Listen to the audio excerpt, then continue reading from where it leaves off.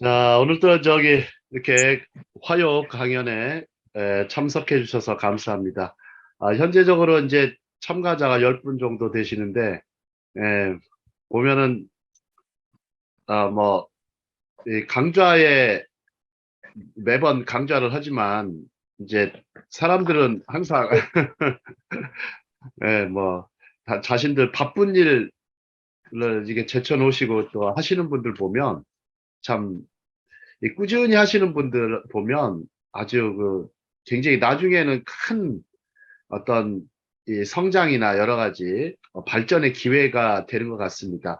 저는 이제 많은 뜨거운 열정도 중요하고 굉장히 중요하지만 지속적 열정이 제일 중요한 것 같습니다. 꾸준히 하다 보면 굉장히 어느 순간 거목으로 자라듯이 되는 것 같습니다. 자, 그런데 이제 그런 말이 있어요. 나무가 이제 거목이 되려면 위로 뻗어야 될 것 같지만 아래로 깊이 뻗지 않으면 위로 올라갈 수가 없거든요. 그래서 얼마나 기초가 중요한지 굉장히 강조를 하는데, 자, 우리가 이제 지금까지 이제 우리가 생각했던 것처럼 이 좌뇌와 우뇌 이렇게 생각하는데 한국 사람들은 에, 보통 좌뇌와 우뇌를 자꾸 구분해 가지고 생각을 많이 하세요. 좌뇌하고 우뇌. 나는 좌뇌형 사람이다. 나는 아니다. 나는 우뇌형 사람이다. 근데 그렇게 약간의 뭐라 그럴까 통념이거든요. 통념. 통념을 좀 갖고 있어요. 나는 좀 감성이 강한 것 같아. 나는 지성이 좀 강한 것 같아. 나는 본능이 더 강한 것 같아. 이렇게 가지고 자신을 좀 약간 이제 미분법화하는 경우가 많고요. 근데 사실상은 인간의 그 하나의 몸 속에 좌뇌와 우뇌가 다 존재한다라는 것은 좌뇌와 우뇌의 협력을 말을 합니다.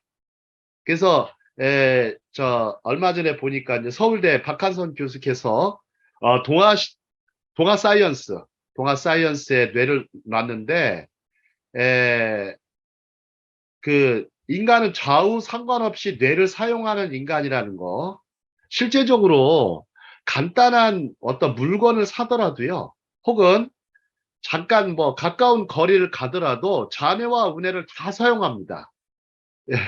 운전을 하시다 보면 아시겠지만, 운전을 하시다 보면 아시겠지만, 속도를 줄인다든지, 혹은 뭐 법을, 도로교통법을 지킨다든지 하는 것은 상당히 이제 좌뇌적인 부분이고요. 또 운전을 굉장히 또 어떻게 즐기겠다고 하면은 자꾸 운해적인 부분이 작용을 같이 하는 겁니다. 그래서 같은 운전이라도 또 왼손잡이가 있고 또 오른손잡이들이 또 따로 있는 것 같아도 그쪽으로 좀 어느 쪽으로도 좀 강화가 되고 발전이 된 것이지 어떤 어느 것 따로 이렇게 되어 있다면 아마 그 사람은 장애인일 겁니다. 장애인일 겁니다. 그래서 좌뇌가 우뇌가 같이 합장하여 쓴다는 것을 꼭 명심하셔야 될 것 같습니다. 자, 다음 장을 한번 보시죠. 자, 다음 장을 보시면 이제 좀 다른 뇌에 대한 얘기보다는 한 장 넘어가 보도록 하겠습니다. 이제는 좀 뭐가 필요하냐면 좌뇌와 우뇌를 동시에 혹은 합작해서 쓴다 그러면 우리가 좀 생각해 볼 게 있어요. 지금 시대 한번 생각해 보죠. 지금 시대는 시대를 지난번에 이제 구분할 때 여러 가지로 얘기를 했지만 하이테크가 가장 하이테크 시대를 맞이하고 있어요. 하이테크라는 것은 다양한 분야가 있어요. 예를 들어서 뭐 기계적으로나 어떤 기술적으로도 하이테크라고 하지만 IT 분야까지도 포함이 되는 겁니다. IT 분야 혹은 디지털 분야, AI 분야까지 다 하이테크예요. 하이테크예요. 근데 한번 생각해 볼게요. 우리 전부 다 지금 기술 사회로 좀 많이 과학 기술 사회로 많이 변하고 있는데 우리 최삼배 선교사님 어떠세요? 이 사회가 과학기술 사회로 전락한다면 이 사회가 좀 어떨 것 같으세요? 굉장히 좀 삭막해질 것 같다는 생각이 들죠. 네. 거기에다가 한번 더 생각해 볼게요. 법이 좀 강화가 되면 어떤 사회가 될까요? 법이 더 강화가 되면. 도덕은 약화되고 법이 강화되면.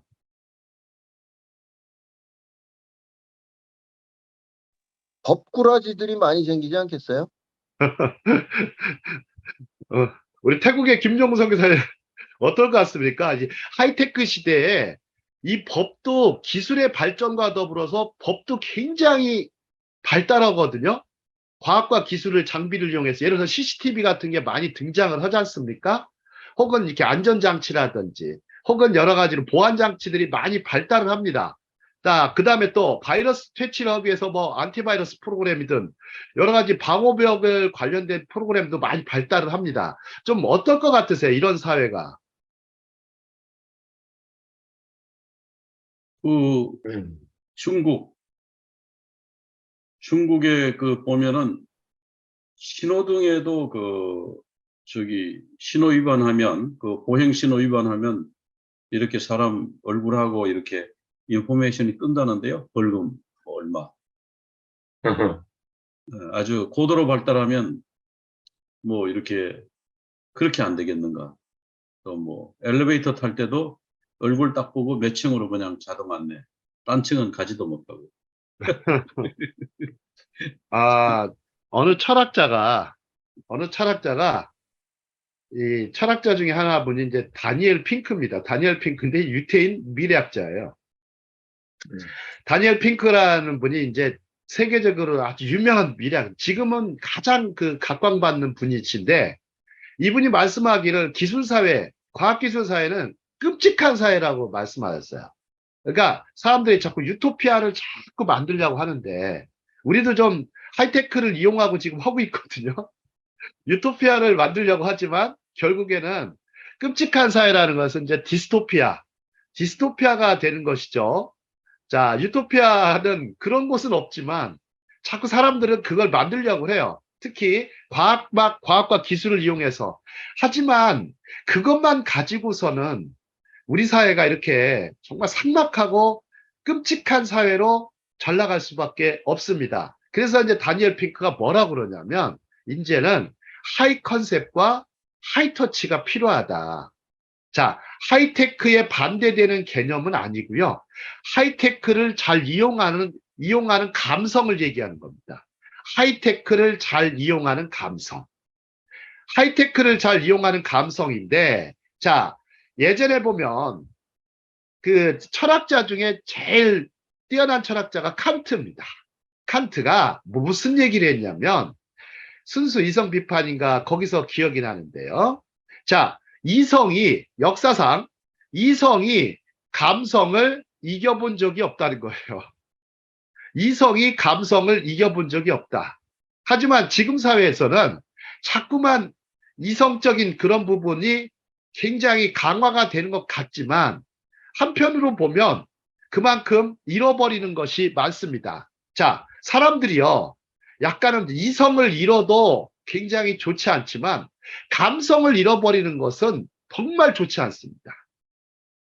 자, 감성이 없이 또 영성도 마찬가지일 겁니다. 우리 장성천 교수님께서는 우리가 또 이렇게 좀 치유를 사역을 하시는데 이 감성적인 영역이 얼마나 중요할까요? 예.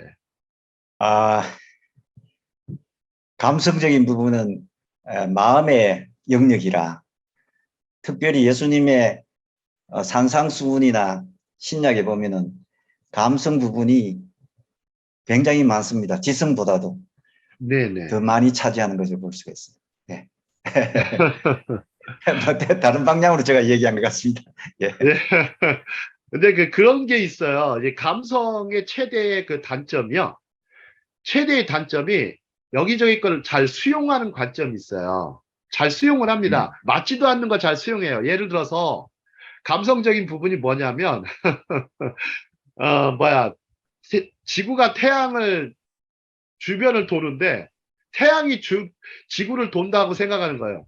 천체가 지구를 중심으로 돈다 생각하는 것은 되게 어떤 영역이에요? 감각을 이용하는 거예요. 우리가 눈으로 보면 지구는 가만히 있고 다른 태양이나 달이나 이런 것이 움직인다고 생각하는 거죠. 이것은 어떤 거냐면 지극히 어떤 감각을 이용하는 거예요. 즉 감성은 감각과 관련이 깊어요. 그래서 우리가 보면 직관적으로 그래, 지구가 태양을 도는 게 아니구나. 하지만 이제 코페르니쿠스가 자신의 지성을 이용하죠. 자신의 지성을 이용해서 수학적으로 풀어내죠. 지구가 도는 게 아니고, 태양이 도는 게 아니고, 지구가 태양을 돌고 있다. 이렇게 이제 얘기를 하고, 갈릴레오는 또 거기에다 또, 그래도 지구는 돈다고 했는데, 마찬가지입니다. 자, 우리가 보면은 지금 이제 하이테크 시대로 가면서 오히려 그 전에 뭐 16세기, 17세기 과학은 얼마나 약하겠어요. 근데 지금은 굉장히 첨단 과학 시대에는 사람들이 이제 지금 과학에 의존하지 않으면 안 되는 시대가 됐어요. 또 하나가 종교도 마찬가지예요. 종교도 자꾸만 과학화의 길을 걷고 있어요. 모든 게 요즘 뭐 전파하는 거 보세요. 다 SNS를 통해서 하거나 혹은 어떤 과학 장비, 첨단 기기를 이용해서 지금 전도하는 시대가 열려 있습니다. 이렇게 줌을 통해서 이렇게 세계 각지에 방방곡곡에 계신 분들을 만날 수 있다는 것만 봐도 얼마나 우리가 과학에 의존하고 있는가를 볼 수가 있습니다. 그런데 이제 다니엘 핑크는 뭐라고 얘기하냐면 이제는 우리가 필요한 게 하이 컨셉을 가져야 된다. 그 다음에 하이 터치가 필요하다고 얘기를 합니다. 자, 한번 글을 한번 보시죠. 자, 아인슈타인이 뭐라고 했냐면, 자, 지식보다 중요한 것은 상상력이다. 한번 생각해 보실까요? 자, 상상력은 감성적인 영역일까요? 이성적인 영역일까요? 이 감성적인 영역. 되게 어렵습니다. 좌와 뇌, 우를 다 사용해야 되는 개념인데, 네. 되게 어렵습니다. 지성을 둘 다. 초월한 감성.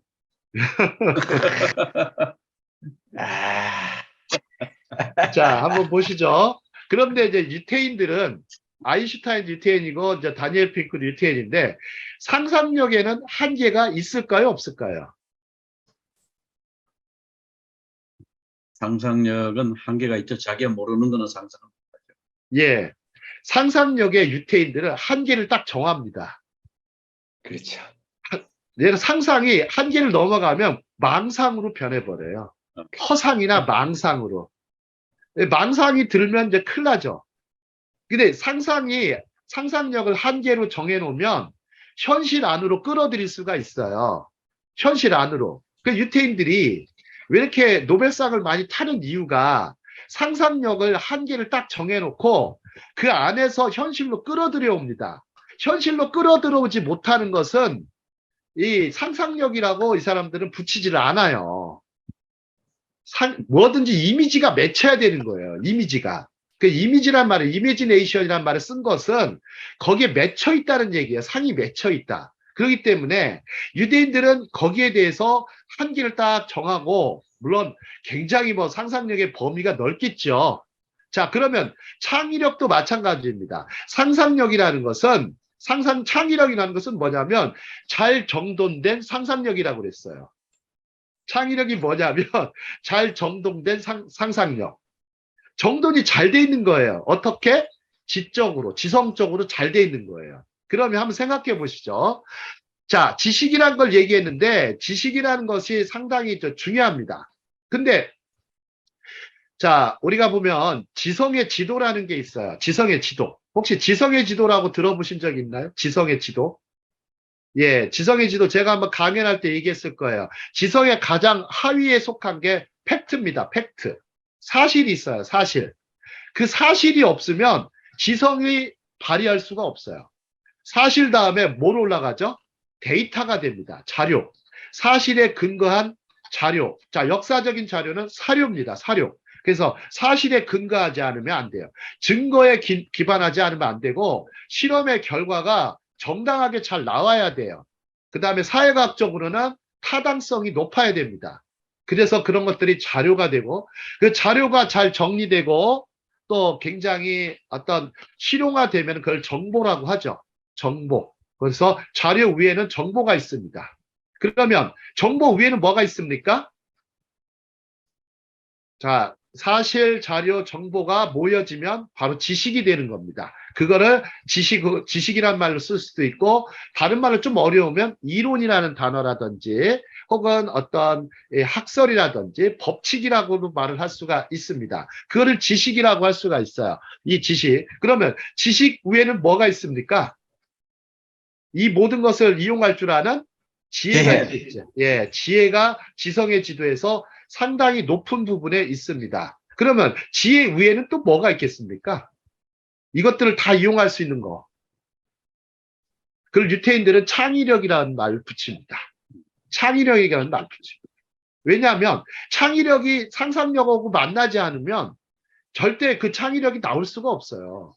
그러니까 아인슈타인은 지식보다 중요한 것은 상상력이라는 말을 붙인 거예요. 근데 상상력은 또 뭐하고 관련이 깊습니까? 호기심하고도 관련이 깊습니다. 하지만 다니엘 핑크 같은 경우는 그런 얘기를 하기보다는 하이 컨셉과 하이 터치, 하이테크가 세 개의 하이가 있어야 된다고 이 사람은 주장하는 거예요. 자, 한번 보시죠. 자, 좀 어려운 내용은 아닙니다. 하이 컨셉 한번 볼게요. 하이 컨셉. 같이 읽도록 하겠습니다. 하이 컨셉. 시작. 패턴과 기회를 감지하고 예술적 의미와 감정의 아름다움을 창조해내며 훌륭한 이야기를 창출해내고 언뜻 관계가 별로 없어 보이는 아이디어를 결합해 뭔가 새로운 것을 창조해내는 능력과 관련이 있다. 자, 하이테크는 지식과 관련이 돼 있어요. 말 그대로 상당히 좌뇌적인 부분이 강합니다. 근데 하이 컨셉은 우뇌적인 부분을 말을 하는 겁니다. 즉 예술이라든지 감정 혹은 미학적인 부분, 그 다음에 스토리, 그 다음에 또 아이디어를 결합해서 만드는 창조하는 능력과 관련이 있는데, 특히 중요한 게 패턴과 기회를 감지하셔야 돼요. 패턴과 기회. 혹시 이 자연 만물을 보면 다 패턴이 다 존재하죠. 그죠? 패턴이 다 존재합니다. 그러면 인문학이라고 하는 부분도 한번 생각해 볼게요. 인문학에도 무늬가 있어요. 인간의 무늬가 패턴이에요. 인간의 무늬를 다루는 것이 인문학입니다. 자연의 무늬를 다루는 것은 자연과학입니다. 자, 하지만 이 모든 것에는 다 무늬가 있어요. 패턴이라는 것이 존재하고 그 패턴에도 기회가 존재해요. 이것을 감지하고 이것을 뭔가 새로운 것을 만들어낸 능력이 하이 컨셉이라고 붙인 거예요. 하이 컨셉. 자, 그 다음에 이제 하이 터치로 가보도록 하겠습니다. 하이 터치라는 개념은 세계 최초로 쓴 사람은 존 나이스비트라는 사람이에요. 존 나이스비트. 하버드 대학의 교수 생활하셔서 지금은 이제 은퇴해서 세계 최고의 미래학자, 그래서 메가트렌드라는 책을 쓰신 분이에요. 메가트렌드. 혹시 이게 이제 선교사를 준비하시는 분들한테도 이 메가트렌드라는 책을 보시는 게 굉장히 중요합니다. 물론 뭐 아시아 메가트렌드가 있었고 차이나 메가트렌드가 있었고 이분이 쓴 책들이 그래요. 거기에 또 다른 쓴 책이 하이테크, 하이터치였어요. 하이테크. 그래서 하이테크 시대에 하이터치를 어떻게 할 거냐에 대해서 관련이 있습니다. 그래서 혹시 하이터치 상품들 혹시 생각나시는 거 있으세요? 예를 들어서 LG전자에서 뭘 만들었냐면 LG전자에서 세탁기를 하는데 예전에는 전통적인 기술은 세탁기는 뭐를 하는 거죠? 세탁기가? 전통적인 기술이라면? 전통적인 기술은 세탁기는 그냥 세탁만 한다고 생각했잖아요. 하지만 이제 하이터치가 되면 하이터치 된다는 얘기에서는 감성 기술이 들어가는 거예요. 어떤 게 들어갈까요? 세탁기에다가 뭐를 붙이냐면 뭐 TV를 달기도 하고요. 그 다음에 라디오 장치를 달기도 해요. 음악 장치를 달기도 하고 그런 게 하이터치를 하이테크를 이용한 터치의 기술입니다. 그 다음에 거기다가 뭐 예를 들어서 세탁기에다가 디자인을 넣는 거예요. 예를 들어서 뭐 반고흐의 그림을 거기다 넣는다든지. 보세요. 한번 디자인이 들어가는 거야. 그냥 전통적인 세탁기는 그냥 막 통합만 하나 있고 그냥 막 돌리고 건조만 하고 탈수만 하고 건조만 하잖아요. 근데 그런 전통적인 기능은 살려놓고 거기에다가 디자인을 입히거나 감성을 입히는 걸 가리켜요. 그걸 하이터치라고 하는 거예요. 하이터치. 아니면 다른 기술들을 융합하는 거기도 합니다. 다른 기술들을 융합해버려요. 그러니까 뭐야? 우리가 보통 생각했던 세탁기는 이런 것이다라는 정의를 넘어가는 경우가 생깁니다. 하지만 결과적으로 세탁기라는 본질은 바뀌지는 않아요. 세탁기라는 본질은 바뀌지는 않지만 여러 가지로 디자인을 가미시키고 감성 기술을 가미시켜서 뭔가 새로운 것을 만들어내는 거지만 그렇다고 해서 새로운 것이 아니고 본질은 변하지 않지만 뭔가 좀 감각적으로 좀 다른 것을 얘기합니다. 자, 하이터치 한번 같이 읽어보도록 하겠습니다. 자, 시작. 다른 사람과 공감하고 같이 읽겠습니다. 미묘한 시작. 관계를 인간관계를 잘 잘 다루며 다루며 자신과 다른 자신과 사람의 즐거움을 잘 잘 유도하고 유도해내고 목적과 의미를 목적과 발견해 의미를 발견해 이를 추구하는 이를 능력과 추구하는 관련이 능력과 깊다. 관련이 깊다. 근데 하이터치가 보니까 터치는 뜻이 감동입니다. 감동과 감화입니다. 그러면 다른 사람과 공감한다는 것도 하이터치고 미묘한 인간관계. 근데 여기 잘 보시면 하이 컨셉하고 하이터치가 엄연히 좀 같은 것 같아도 다르다라는 것을 느끼실 수가 있어요. 자, 그러면 다음 장 가서 한번 구체적으로 좀 말씀을 나눠볼게요. 다음 장 보시죠.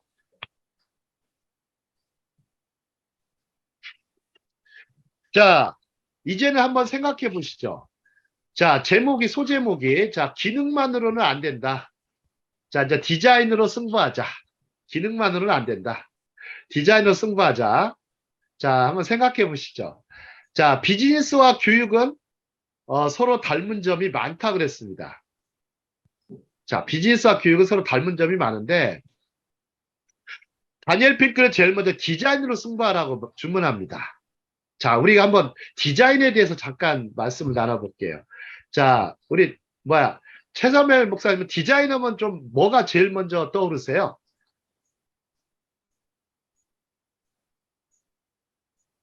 그게 이제 그 ID 인더스트리얼 디자인이 있고 그냥 뭐 자기가 뭐 패션 디자인이 있고 뭐 이런 식인데 네네. 디자인이라는 거는 이제 사람이 딱 봐가지고 저게 내가 원하는 거야. 이런 느낌이 들게 하는 게 비즈니스가 잘 되게 되는 거죠. 네네. 그러니까 보통 이제 디자인하면 우리는 뭐 그냥 패션 디자인, 뭐 의상 디자인, 뭐 아니면은 무슨 건축 디자인 뭐 이런 식으로 생각하거나 뭐 산업 디자인 정도로만 생각을 하는 거죠. 하지만 디자인 전문가 교수님하고 한번 대화를 나눈 적이 있는데 그 강연이 있었어요. 강연이 있었는데 이분이 이제 아마 이제 경희대학교 시각 디자인 교수신데 제주도를 계속 다니면서 아주 멋있는 호텔을 하나 졌어요. 호텔을 졌는데 기존 그 호텔을 지어달라는 회사가 기존의 호텔과는 좀 다른 거를 원한다. 호텔 하면 딱 이미지가 딱 소위 이제 일본말로 왁구가 짜진다 그러는데 왁구가 딱 짜져요. 우리는 자꾸 거기에 프레임을 자꾸 걸어 놓는데 뭔가 좀 다르게 한번 해야 되겠다 해서 이제 다르게 만들면서 나중에는 이제 호텔을 다 완공을 했는데 아주 멋있는 호텔이 탄생을 했고 많은 사람들이 그 호텔을 방문을 하죠. 찾아오죠. 그래서 이 디자인, 멋진 디자인이 어떤 엄청난 사업의 기회를 만들어내는 경우가 많습니다. 한번 보시죠. 디자인을 보시면 디자인을 보시면은 제일 먼저 이제 단순히 기능을 갖춘 제품, 서비스, 경험, 라이프 스타일만으로는 더 이상 충분하지 않다. 참. 그런데 시각적으로 아름답거나 좋은 감정을 선사할 수 있는 가치를 만들어야 경제적, 개인적 보상을 받을 수 있다. 자, 혹시 지금 태국 얘기를 잠깐 해볼게요. 태국에 가장 저도 뭐 태국 여행을 많이는 못 해봤지만 태국의 가장 유명한 건축물은 어떤 거가 있나요? 특히 치앙마이에 계신 우리 장석천 선교사님 어떠세요? 치앙마이는 그 유명한 건축물이 있는 것 같은데요? 어, 절이 있어요, 절. 예. 절이 있고, 또 태국 사람들은 건축물을 똑같이 만들지는 않습니다. 아, 예. 100개의 건축물이 있으면은 건축 허가를 내줄 때에도 모두 다 틀려야 됩니다. 그래서 99개가 다 자기 거가 똑같은 것은 없습니다. 그런 아, 것이 예. 태국의 문화입니다. 아, 건축에 그럼 대해서. 아파트도 좀 다른가요? 아파트도? 예, 아파트도 마찬가지로 뭐든지 조금씩 틀립니다. 다. 아, 한국의 그래서 아파트 같은 경우는 뭐, 거의 비슷하거든요. 예, 비슷하죠. 예, 예. 그래서 방콕에 가서 이렇게 제일 높은 곳에서 방콕 시내를 내려다보면은 똑같은 건물이 없습니다. 전부 다 아, 틀립니다. 굉장히 좀 태국, 방콕에 가보니까 좀 아기자기하더라고, 여러 가지. 알록달록하고 굉장히 컬러풀한 걸 많이 봤어요. 예, 실증을 많이 내요. 밥도 우리는 이렇게 기본적인 김치 또는 뭐 된장국 뭐 이런 것이 기본적인 것들이 어느 정도 일주일 동안에 좀 약간 배어 있는데 예. 태국 사람들이 음식은 일주일에 3, 7, 20일 21끼 중에서 한 15끼는 바뀔 거예요. 최소한 아, 10끼는 바뀝니다. 반은 바뀝니다. 똑같은 거 안 먹어요. 새로운 거 여러분들에게 말씀드립니다. 네네. 아, 그러네요. 아이고, 저 태국에 대해서. 우리가 보통 이제 한국 사람들은 태국 하면 약간 좀 얕잡아 보고, 낮춰보고 그런 경향이 있는데, 뭐 그런 게 좀 강한 것 같아요. 여행하면서. 동남아 사람들 마치 그냥 후진국가로 생각하고, 그런 거는 좀 잘못된 것 같습니다. 자, 이제 디자인에 대해서 태국은 이렇게 좀 다채롭게, 컬러풀하게 다양한 디자인을 넣어서 도시를 아름답게 꾸미는 모습을 볼 수가 있고요. 자, 우리나라 같은 경우는 뭐 어떤 시각 디자인, 세계적인 저명한 권위자가 오더니 한국의 아파트를 쭉 둘러봤대요. 서울에서 부산까지 여행하면서. 그러면서 딱 한마디 했대요. 여기는 설계자가 한 명밖에 없느냐. 한국 디자이너가 한 명밖에 없느냐. 왜 이렇게 획일화되어 있느냐 하면서 좀 했던 얘기를 제가 알고 있는데 한번 생각해 보시죠. 물론 뭐 아파트라는 것은 살아가는 터전이고 공간이긴 하지만 본질적으로 그런 어떤 공간적인 모습은 변하지 않는데 문제는 거기에 이제 디자인을 입히는 것인데 자, 그 디자인들을 상당히 자연에서 끌어오는 경우가 많죠. 자, 한번 생각해 보시죠. 자, 스페인에 가면 이제 사그라다 파밀리아라는 유명한 건축물이 있습니다. 혹시 안토니오 가우디 아시죠? 네. 안토니오 가우디. 자, 네. 그거를 지금도 아직도 건축 중이라고 하거든요. 예. 사그라다 파밀리아 아직도 건축 중인데 그게 1800년대 후반에 제가 알기로는 1882년도에 착공한 걸로 알고 있습니다. 아직도 안 지어진 것 보면 참 우리나라 같았으면 어떻겠습니까? 예? 뭐 성당을 짓든 교회를 짓든 얼마나 빨리 짓습니까? 정말 빨리 짓습니다. 하지만 제가 생각해도 100년 동안 짓는 거는 좀 너무한 것 같아요. 100년 동안 짓는 건 너무한 것 같고 좀 시일을 앞당겨서 좀 짓되 그러나 좀 디자인들이 정말 멋진 디자인이 나와서 정말 짓는다면 아마 사람들이 어마어마한 걸 찾겠죠. 자, 스페인의 그 사그라다 파밀리아는요. 1년에 3천만 명이 그 성당을 구경하러 옵니다. 1년에 3천만 명이. 그러니까 100여 년 이상을 져도 굉장히 아깝지 않을 것 같아요. 우리도 그런 건축물이 하나 있었으면 좋겠는데 자, 옛날에 한번 우리 시대는 언제 시대 때 그렇게 졌냐면 신라 시대 때 그렇게 졌다 그래요. 신라 시대 때는 한 막 몇십 년씩을 졌다고 합니다. 최소한. 그래서 혹시 불국사 가보시면 불국사 몇 년 동안 지은지 아세요? 불국사? 석굴암 이런데. 불국사 짓는데 66년이 걸렸다고 그래요. 66년. 근데 그것도 사그라다 파밀리아에 비하면 반도 안 되는 거예요. 반도 안 되는 거예요. 그만큼 66년 동안 졌다는 것만 해도 대단한 것 같습니다. 그래서 막 왕이 바뀌고 뭐하고 할 때까지 그렇게 지었다라는 거예요. 자, 그 다음에 근데 이제 제가 이제 하브르타를 하면서 이제 수업을 이제는 잘 디자인해야 되겠다. 자, 강의도 잘 디자인해야 되겠다. 그래서 저는 강의집을 만들 때도 기존의 어떤 본질은 흐트러지지 않으면서 디자인을 많이 합니다. 디자인을 많이 해서 여기저기 중요한 부분들, 가치들을 많이 끌어와요. 그래서 사람들한테 조금 이렇게 앞으로도 좀 이렇게 강연할 때도 이렇게 디자인을 많이 해야 될 것 같습니다. 자, 우리 저기 뭐야 하브루타 브라이드 TV에도 여러 강좌들이 있습니다. 자, 한번 우리 또 유튜브 강좌도 상당히 많습니다. 우리 또 김정구 선교사님 정말 많은 강좌들이 쭉 있어요. 있는데 다른 강좌들을 보실 때마다 느끼는 점이 있을 것 같은데요. 이 강좌는 좀 이랬으면 좋겠다라는 생각이 있으세요?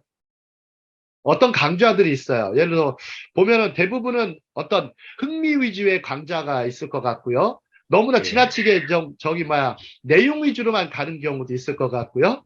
어떤 예. 사람은 너무 재미 위주로 가는 경우도 있거든요. 예, 예.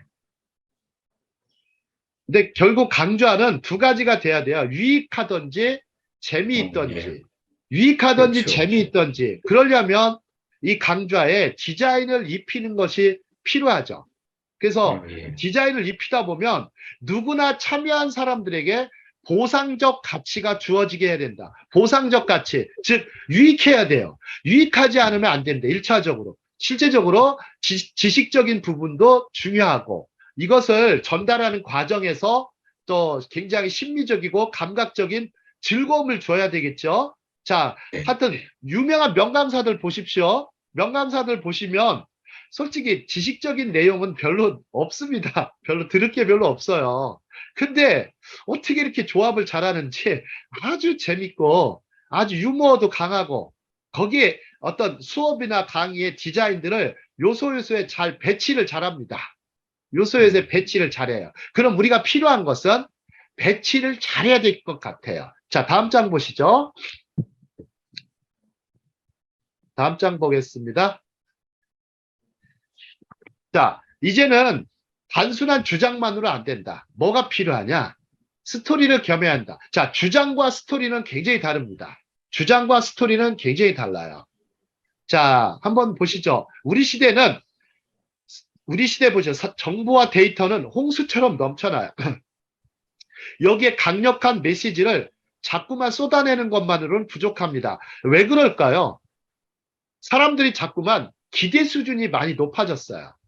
기대 수준이 너무 높아져가지고 저도 이제 강연을 요즘에는 코로나 시대에는 자주 가지는 못하지만 그래도 매주 한 번은 무조건 강연을 거의 하는데 자, 강연하다 보면 사람들은 누구의 어떤 강사들한테 아주 적응되어 있냐면 우리나라에 유명한 강사들이 있어요. 김미경 강사라든지 또 누구 기억나시는 분 있으세요? 인기 강사들. 정치 평론가들도 있어요. 너무 인기가 많아가지고 그 사람들의 빛에 다 가려가지고 다른 강사들은 쪽도 못 써요. 그만큼 사람들이 기대 수준이 엄청 높아졌어요. 그래서 아주 강력한 메시지나 강력한 뉴스를 전달하지 않으면 자극을 받지 않아요. 자극을 받지 않아요. 근데 그래도 사람들이 자극받고 응원받을 수 있는 것은 제가 누군가는 분명 우리의 주장을 반박할 수 있는 요소를 찾아야 돼요. 그래서 본질적으로 설득, 의사소통, 자기의 훌륭한 스토리를 만들어내는 능력이 뒷받침이 필요합니다. 혹시 탈무드에 나온 진리와 스토리 이야기 아시죠? 자, 이거는 뭐냐면 탈무드 내에서 가장 하브루타적인 부분이에요. 자, 진리와 이야기가 어느 마을에 들어갔습니다. 들어가서 진리와 이야기가 의인화되어 있어요. 들어가서 진리라는 친구가 내가 사람들을 설득하고 감동을 주고 감화를 시켜서 감화를 시키겠다. 당연히 진리니까 사람들이 다 들을 것이다 라고 했어요. 그래서 둘이 내기를 합니다. 그래서 진리가 먼저 들어갑니다. 진리가 먼저 들어가니까 사람들이 어떻게 했을까요? 반응이. 갑자기 사람들이 진리를 피하기 시작하더니 갑자기 열려있는 창문에 문을 닫습니다. 그리고 심지어 대문도 닫아버려요. 그래서 진리가 아무런 작용을 할 수가 없었어요. 자신이 생각했던 것과 반대로 사람들은 굉장히 냉소적이었다라는 거예요. 진리에 대해서 굉장히 닫혀 있구나. 그래가지고 실망을 해가지고 이야기한테 옵니다. 근데 이야기가 오는데 그럼 내가 들어가 볼게 했더니 이야기가 마을로 들어갔더니 갑자기 사람들이 다가오고 이야기가 말을 하자 사람들이 다가오고 닫혔던 창문이 열리고 대문이 활짝 열리면서 이야기를 초청하더라는 거예요. 그러더니 진리가 그걸 보니까 깜짝 놀란 거죠. 깜짝 놀란 거죠. 왜 당신은 되고 왜 나는 안 되느냐. 그러니까 이야기가 딱 말합니다. 그렇게 하면 안 된다. 이야기만으로는 부족하다. 우리는 진리가 필요하다. 그래서 진리에다가 이야기를 입히자라고 얘기를 합니다. 그래가지고 진리와 이야기가 함께 들어가요. 함께 들어가자 사람들이 엄청나게 환영을 합니다. 여러분들 전도하시고 선교하실 때 혹은 설교하시고 말씀할 때 대화하고 토론할 때 진리와 이야기가 함께 간다면 엄청난 환영을 받을 수가 있습니다. 사람들은 그렇게 반응한다는 거죠. 비록 이거 탈무드의 이야기지만 진리 따로 스토리 따로가 가는 게 아니고 둘이 합작을 했을 때 정말 엄청난 시너지와 설득 메시지를 전달할 수가 있습니다. 자, 이것을 잘하신 분이 예수님입니다. 예수님. 그리고 사도 바울입니다. 굉장히 아주 잘했죠. 그래서 예수님께서는 말씀을 잘해주셔서 비유를 통해서 그 이야기를 통해서 사람들에게 그 속에 담겨있는 하나님 나라의 진리를 전달하셨습니다. 그래서 은혜와 진리가 충만하더라라는 말씀을 왜 하냐면 바로 그런 부분입니다. 그냥 진리만 충만하다 이렇게 안 하고 요한복음은 은혜와 진리가 충만하더라 말씀하시는 겁니다. 자, 다음 장 한번 가보도록 하겠습니다. 자, 이제는 집중만으로는 안 된다. 이제는 조화를 이루어야 한다. 자, 한번 보시죠. 산업화 시대, 정보화 시대에는 집중과 전문화가 요구가 되었습니다. 자, 이제는 현 시대를 요구하는 능력은 분석이 아니라 통합입니다. 통합.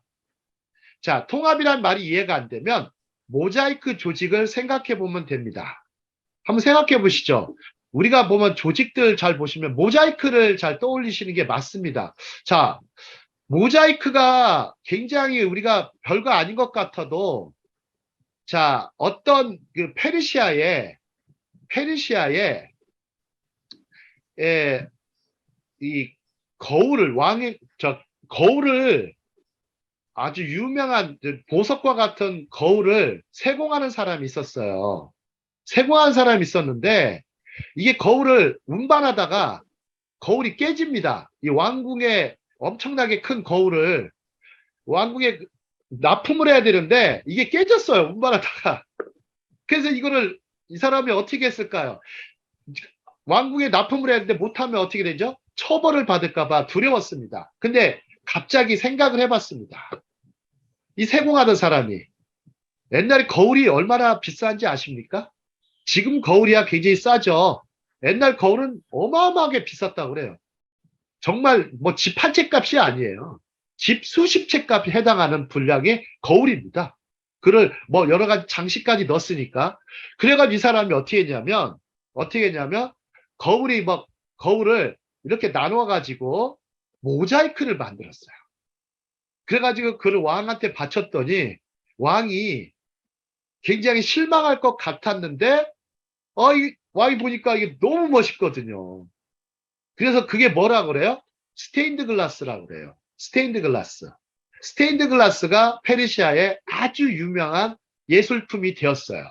자, 성당 건축에서도 스테인드 글라스가 많죠. 자, 그런 것처럼 모자이크 조직들이 세상에 많습니다. 자, 모자이크 조직이라는 것은 어떤 획일화된 사람이 아니라 개성적인 사람들이 모여 있는 거예요. 좀 말씀이 좀 어려우면 오케스트라를 생각하시면 돼요. 오케스트라. 그래서 한번 보시죠. 오케스트라 조직. 자, 한번 우리 이 부분 한번 읽어보도록 하겠습니다. 자, 오케스트라. 즉, 큰 그림을 만들기 위하여 한번 같이 읽겠습니다. 즉, 거기서부터 읽겠습니다. 시작. 즉, 그 큰 큰 그림을 만들기 위해서 작은 작은 부분들을 부분들을 서로 서로 붙이는 붙이고 능력, 붙이는 능력, 그리하여 그리하여 전체적으로 전체적으로 조화를 조화를 만들어내는 만들어내는 능력, 음악적으로 음악적으로는 무력화음을 줄이고 무력화음을 타협화음을 줄이고 만들어내는 타협화음을 만들어내는 것이다. 큰 큰 그림을 그림을 그리고 볼 볼 수 수 있고 있고 새로운 전체를 새로운 구성하기 전체를 위해 구성하기 위해 이질적인 이질적인 조각들을 서로 조각들을 결합해내는 서로 능력을 결합해내는 갖추는 능력을 것이 갖추는 것이 중요하다. 중요하다. 한번 뭐 조직들을 한번 보시죠. 자, 드림팀을 만들고 싶습니다. 자, 예수님께서도 제자팀을 만드셨죠. 자, 드림팀 제자팀을 만들었는데, 자, 획일화된 사람, 자기 말만 잘 듣는 사람을 절대 만들지 않으셨어요. 예수님 말씀을 너무 잘 듣는 사람을 만들지는 않으셨어요. 물론 가론 유다도 있으셨죠. 참 예수님의 조직을 보면 참 모순된 건데 왜 가론 유다까지 이렇게 넣어가지고 제자팀을 만드십니다. 참 그거에 대한 깊은 뜻은 우리가 다 알 수는 없지만, 자, 이렇게 그러면서 예수님께서 요한복음 14장에서 뭐를 하십니까? 굉장히 아주 놀라운 작업을 하세요. 제자들의 발을 씻습니다. 제자들의 발을 씻어요. 그러니까 베드로가 뭐라 그럽니까? 제가 선생님, 랍비, 우리 주님의 발을 씻겨드려야 되는데 어떻게 해서 나의 발을 씻으시냐고. 이러니까 이제 여기서 서로 예수님이 말씀하십니다. 이제는 하나님을 사랑하라, 이웃을 사랑하라는 개념에서 이제 확장한 사랑의 개념을 합니다. 서로 사랑하라. 참 사랑이 너무나 광범위하다고 생각했던 우리의 모습인데 사랑이 광범위한 게 아니고 이렇게 서로 맞지도 않는 사람끼리 모여서 사랑을 하라는 얘기예요. 맞지도 않는 사람끼리. 자, 맞지도 않는 사람끼리. 자, 한번 생각해 보시죠. 로또 복권 좋아하세요? 로또 복권? 저는 그거 되지도 않는데요. 예. 로또 복권은 정말 어떤 부인이 그랬다고 그러죠. 남편한테 당신은 로또 복권 같아. 그러니까 부인이 남편이 너무 기분이 좋더래요. 로또 같다 그러니까. 그러더니 기분이 좋으니까 왜 당신이 왜 이렇게 나를 로또라고 하는 거야? 그랬더니 하나도 안 맞아. 하나도 안 맞아. 당신하고는 하나도 안 맞아. 그냥 하나도 안 맞아. 근데 생각해 보세요. 예수님의 제자들은 마치 깨진 유리 조각 같은 사람들이에요. 그런데 거기에 예수님이 접착제를 붙이셔가지고 모자이크로 만드신 거예요. 스테인드 글라스로 만드셔가지고 엄청난 예술 작품으로 만들어 놓으신 거예요. 근데 거기다가 또 사람 낚는 어부를 만들어 놓으셨죠. 자, 그래서 세계의 어부가 되셨죠. 자, 이렇게 했는데, 자, 이질적인 조각들을 서로 결합해내는 능력을 갖추는 것이 중요하다. 자, 교회에서도요, 너무 내 말만 잘 듣고, 개성은 너무 몰개성한 사람들 많이 만들어 놓은 것도 지금 큰 문제입니다. 큰 문제입니다. 자기 말만 잘 들으면 얼마나 좋겠어요. 그거는 어떤 나라입니까? 자기 말만 잘 듣는 나라. 독재국가예요, 독재국가. 북한. 예. 자기 말만 잘 들면 독재국가고요. 가장 대표적인 게 이단들이 그렇습니다. 자기 말 안 들으면 조폭이나 똑같은 거죠. 겉모습은 굉장히 거룩해 보이죠. 하지만 속모습은 아주 굉장히 아주 화려한 조폭입니다. 예, 그런 모습이 강합니다. 자, 이제 거기까지 비약하면 안 되고, 우리가 하브르타 수업 모델에서도 이렇게 상호 존중의 분위기, 개성 있는 사람이지만 상호 조화를 서로 그래서 세족식을 먼저 하고서 하는 게 좋은 것 같습니다. 참 발을 좀 닦는 세족식을 하고, 우리가 그리고 서로 사랑하라. 그러면서 말을 하는데, 자, 하브르타를 할 때 유태인들은 딱 던지는 메시지가 있어요. 먼저 뭐부터 말하면, 내 말이 옳다라는 말을 먼저 해줍니다. 내 말이 옳아. 내 말이 옳다고. 이렇게 얘기해 줍니다. 자, 그럼 부부 사이에도 당신 말이 옳아라고 해주는 게 좋죠. 굉장히 좋죠. 특히 남편이 부인한테 그래, 당신 말이 옳아. 근데 그렇게 되면 어떻게 됩니까? 남편은. 우리 장성전 선교사 어떨 것 같으세요? 부인 말에 당신 말이 다 옳아. 이렇게 해버리면 어떻게 되죠? 그런 말 잘은 못 하는데. 예. 남자들은 잘 못하죠. 남자들 잘 못하는데, 그러면 이제, 근데 유태인들, 남편, 부부들은 좀 달라요. 남편이나 부인들이 당신 말이 옳아라는 말을 참 잘 던져요. 생활 속에서. 근데 뭐라고 그러냐면, 내 주장도 틀리지 않았어. 이렇게 얘기를 해요. 내 의견도. 자, 이건 뭐냐면, 지극히 개성적인 거예요. 자, 한번 보시죠. 자, 유대인 문화는 개인주의라고 말을 많이 하지만, 어찌 보면 개성주의예요. 개성주의. 개성주의예요. 개인주의하고는 굉장히 좀 다른 건 아닌데 개성주의예요. 당신 말이 옳아. 이렇게 해주고 내 주장도 틀리지 않았어. 한번 생각해 보시죠. 상대방이라는 사람들이 뭔가를 주장할 때는 틀린 주장을 할까요? 맞는 주장을 하려고 노력할까요? 맞는 거 하려고 흘렸는데 자기가 틀린지도 모르고 예, 맞다고 그렇습니다. 틀렸는데도 그게 맞다고 믿고 그냥 전달하는 거예요. 예, 맞다고 믿고 전달하는 거예요. 그게 사회적으로 참 많아요. 인간관계 속에서. 소위 이제 구라라고 하죠. 구라. 구라라고 하죠. 뭐 뻥이라고도 할 수 있는데 어찌 보면 특히 배운 사람도 그게 많아요. 특히 배운 사람들 중에도. 배운 사람 중에도 뭔가 맞는지 틀리는지 뭐 팩트 체크도 잘 안 되면서 말을 합니다. 특히 정치적인 말이라든지 종교적인 말들에 그게 되게 많아요. 특히 종교적인 말에는 의심이라든지 이상하게 뭐, 야, 실력도 중요하지만 운도 중요해. 뭐 운을 어떻게 병이 내리기도 어렵잖아요. 운을 자꾸 주장하는 분들이 있어요. 어떤 사람은 뭐 신학자신데 자꾸 기를 강조하시는 분이에요. 기. 어떤 분은 풍류 주장하시는 분이 있어요. 그게 있는데 그 주장이 그런데 또 근거가 있어야 되는데 근거가 또 나름대로 또 근거를 또 설정하세요. 신기해요. 정말 신기해요. 참 한국 사람들 좀 똑똑하십니다. 자, 근거도 또 만들어 놓으세요. 호정비결. 예. 일종의 그 자기 신념의 늪에 빠져 있죠. 자기 신념의 늪에 빠져 있는데 객관성이 별로 없어요. 그러면 뭐가 강하냐면 주관성이 강한 건데, 자, 한번 생각해 보시죠. 자, 과학자하고 시인이 있어요. 자, 과학자가 주장하는 것은 상당히 좌뇌적인 주장을 하고 근거도 강하고 이론도 강합니다. 탄탄한 거, 그러니까 과학자의 말을 믿어줍니까? 안 믿어줍니까? 믿어주지. 믿어주죠. 신뢰를 하죠. 그럼 한번 생각해 볼까요? 시인의 말은요. 참 시인의 믿기 어려울 것 말은 같아요. 예.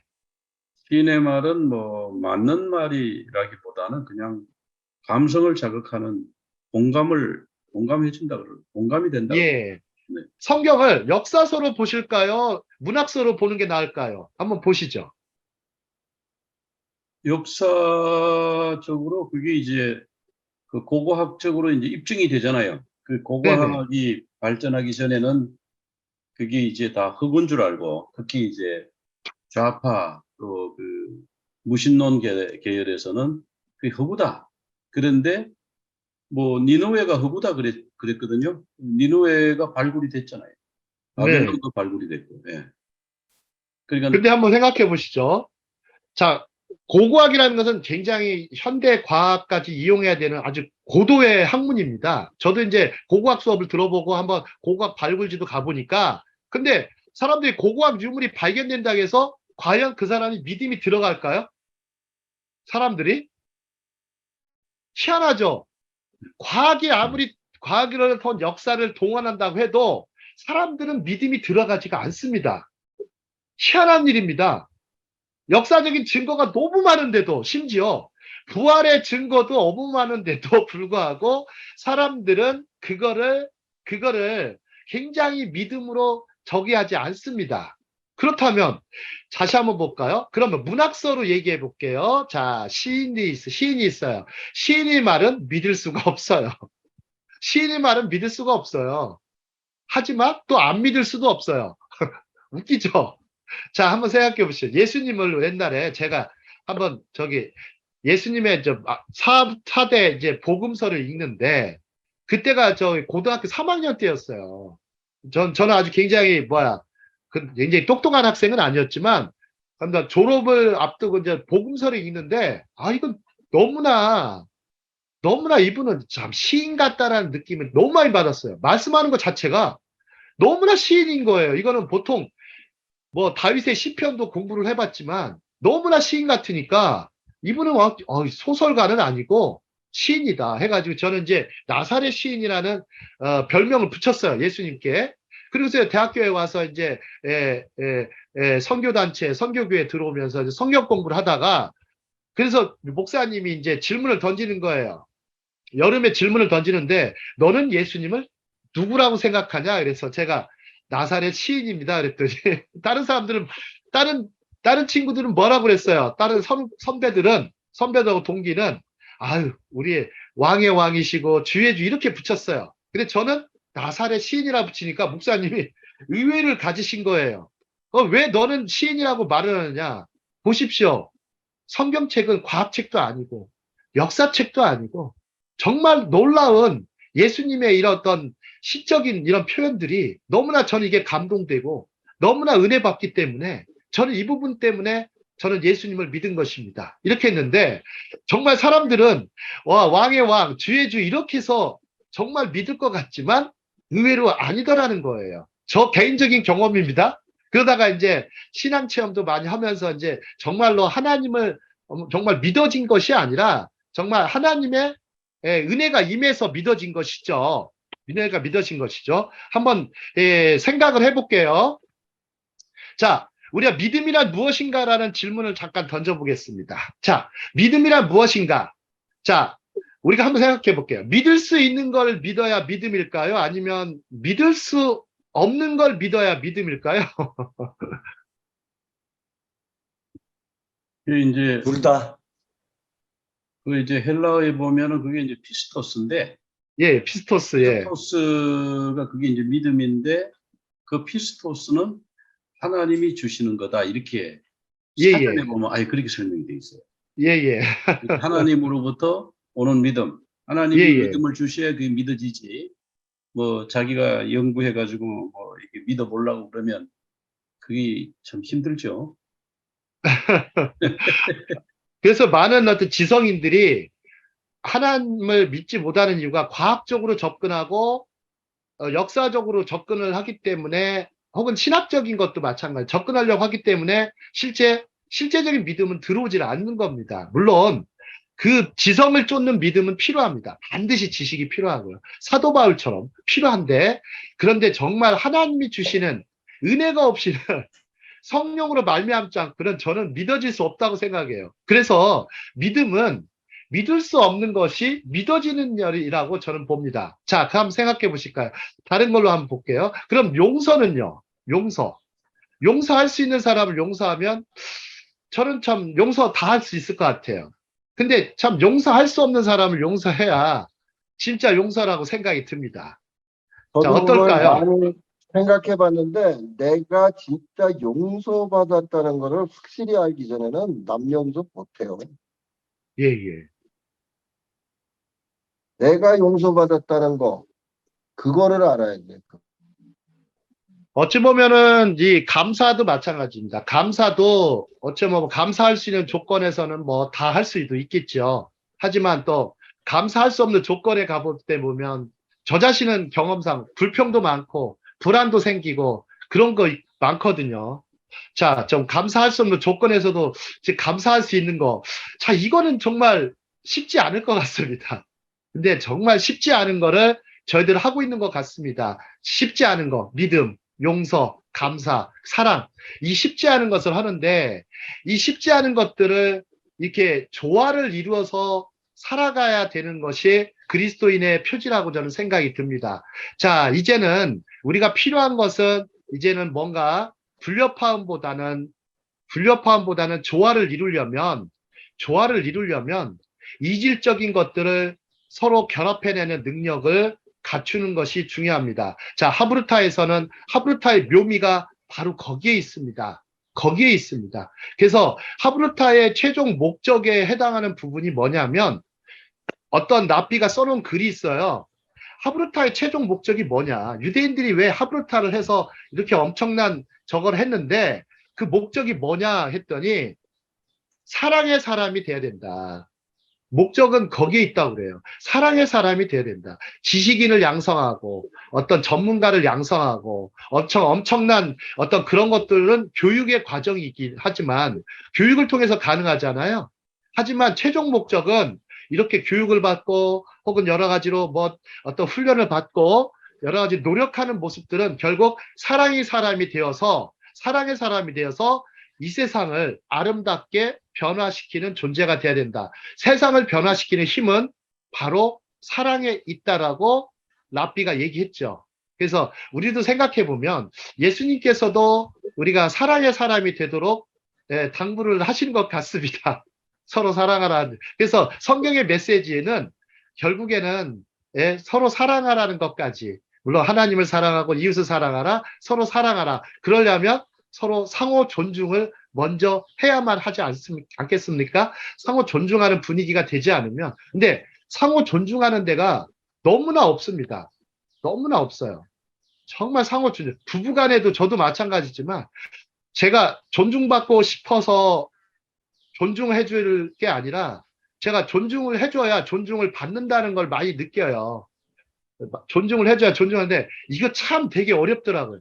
이상하게 거기에 아주 이상한 자존심이 그게 뭐길래 이상하게 그거 되게 그게 자존심의 장벽이 너무 크더라고요. 그래서 이 알량한 정말 쥐꼬리만도 못한 이 자존심을 내려놓던지 아니면 자존심을 깨뜨려 놓던지 해서 이 자존심이 더 나은 자존감으로 갔으면 좋겠습니다. 정말 자존감으로 가서 상호 존중의 분위기에서 자, 당신 말이 뭐라라고 먼저 인정해주고, 하지만 그렇다고 해서 내 자존심까지 깎아내리지는 말고 내 주장도 틀리지 않았어 하면서 이 둘이 계속해서 조화를 이루다 보면 평생 동안 끝까지 우정의 학습이라는 하브루타가 이루어져 갈 것입니다. 오늘 강의는 여기까지 하겠습니다.